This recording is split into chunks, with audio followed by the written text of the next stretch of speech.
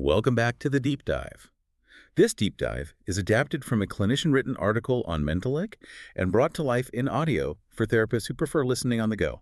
And we are really pleased to feature the insights today from Adesuwa Olajire, LCP, that's a licensed clinical psychologist.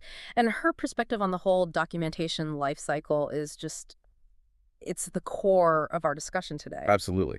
And if you're new to Mentalyc, it helps to know it's a clinical intelligence platform. It's specifically designed to support therapists with, well, all the demanding administrative stuff. Documentation, clinical workflow, that kind of thing. Yeah, and that provides a great foundation for what we're talking about today, which is really moving forward in your career with confidence. I mean, we all know that high you feel when you pass the licensing exam. Oh, yeah. But that feeling fades so quickly when you realize there's this administrative mountain you still have to climb. Exactly. The administrative mountain. Let's talk about that. We're not just talking about the one-time test. Yeah. Think about that continuous, low-grade stress of navigating compliance. Maybe you're facing your first license renewal, or you're still compiling all that documentation for your supervised hours. You've done the hard clinical work, but the paperwork, that administrative log of what, 2,000 to 4,000 hours? It's a lot of hours. Or just tracking continuing education hours.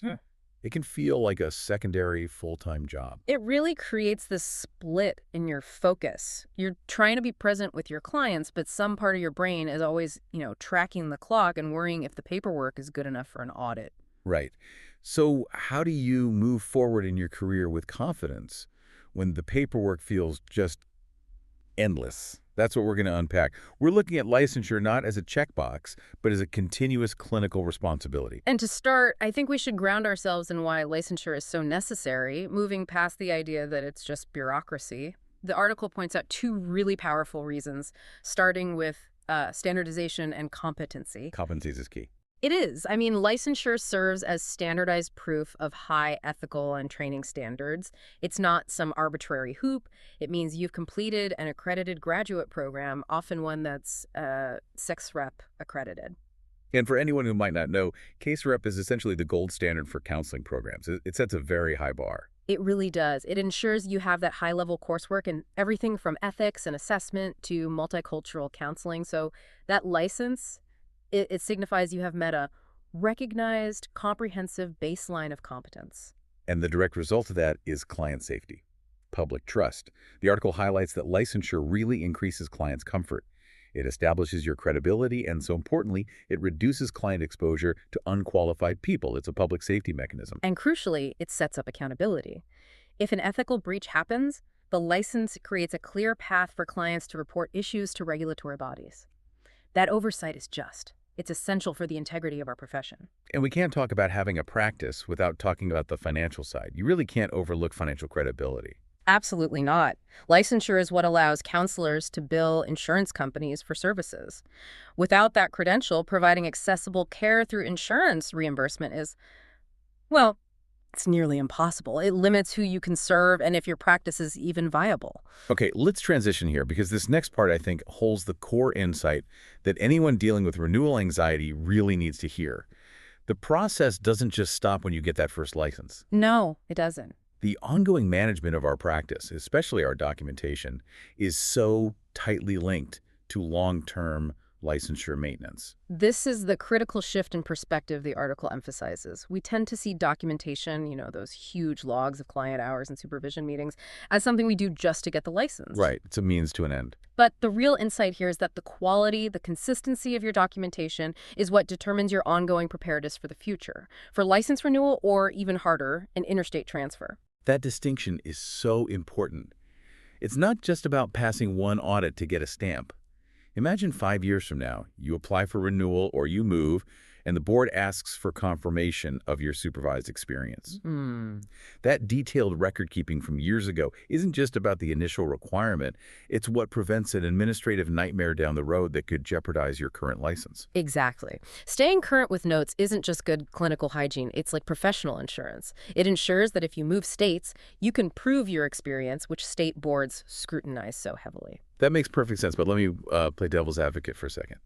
If consistent, detailed documentation is the key, isn't there a risk that relying too much on automation could, Standardize the notes so much that they lose the human nuance you need for a real clinical review? That is a fundamentally important question, and it really speaks to finding the right balance. The source addresses this by noting how technology, like the Mentalyc AI-powered app, it assists with writing the structured notes, not the clinical judgment itself. Ah, I see. Automation ensures that the records are consistent, which is what auditors are looking for, and it aligns them with established clinical formats like SOAP or DAP. So you're using AI to manage the structure and consistency, which then frees up the therapist to focus on the actual content and the nuance. Precisely. For instance, the classic SOAP format is subjective, objective, assessment, and plan. Then there's DAP data, assessment, plan. When you automate the tedious structuring part, you're making sure all those necessary fields are filled out every single time, ready for review. It helps you, the clinician, stay current and ethically sound. And it fundamentally supports professional growth by giving you time back. Time that would have been spent on administrative backlogs can go toward those necessary continuing education hours, which is another huge piece of license renewal. We're moving documentation from being this chore that takes away from clinical work to consistent automated records that powerfully validate it. It makes your path to renewal so much smoother. Let's just take a quick pause here. If the administrative burden of detailed notes feels familiar, especially when you're juggling those demanding licensure requirements, Mentalyc can help.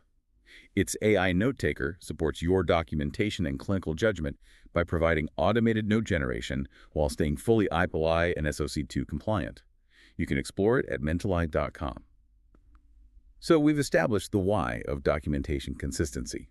Now let's look at the roadblocks, the things that really trip clinicians up. The article does a great job of identifying some common systemic pitfalls. Yeah, two major systemic challenges really stand out for clinicians. First, securing limited supervised placement, and second, navigating the sheer financial burden of the whole process. These are not minor things, they're huge barriers to entry. Okay, let's start with placement. Finding those supervised hours can feel so competitive, almost overwhelming, especially depending on where you live or what you specialize in. The advice in the article is just wonderfully practical. It's proactive. Don't wait until you're about to graduate. Start seeking opportunities early. Actively network with licensed professionals, and this is critical. Volunteer for nonprofit organizations. I like that. Volunteering doesn't just get you the hours, it often gives you exposure to really complex, diverse cases that makes your supervision experience that much richer. That's a smart way to gain experience and hours at the same time. Yeah. Okay, and then there's the money licensing fees, supervision costs, coursework.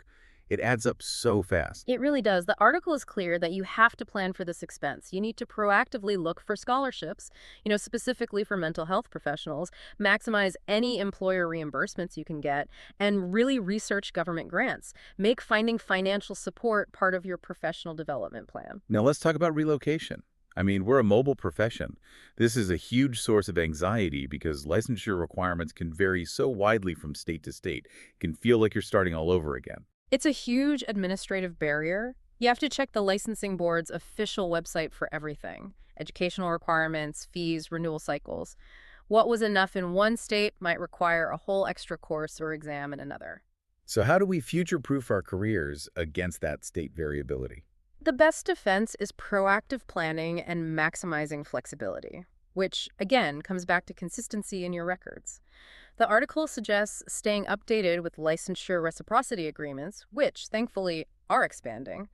And where you can, taking national licensing exams gives you so much more flexibility. Right. If you can demonstrate your credentials with a national standard, it just makes that transfer process less tedious. It minimizes the need to take extra state-specific exams just because you moved a few hundred miles. It really does boil down to understanding that licensure isn't a finish line you cross once. It's a continuous process of proving competency. Preparation for year 10 starts on day 1. Especially with your documentation habits. It's that daily administrative hygiene. That's what gives you the greatest long-term protection. So what does this all mean for you, the clinician listening right now? The big takeaway here is that competency for licensure isn't just proven by passing one exam. It's proven by the continuous, detailed, and consistent documentation of your clinical practice. Yes. If you take the time now to make sure your client logs are robust and accurate, that is the best way to future-proof your license against audits, state transfers, or just that nagging renewal anxiety. And when we think about the need for continuous training, for updating our licenses with CE hours, how does using digital support like, say, an AI progress tracker or an AI treatment planner, how does that fundamentally shift our ability to show, rather than just state, that we are staying current with best practices? It moves documentation from an afterthought to a core part of clinical excellence. If you want support making that documentation process easier and staying organized for your licensing journey, the Mentalyc AI-powered app, specifically the AI Note Taker, can assist you with automatic progress notes and achieving that consistency you need.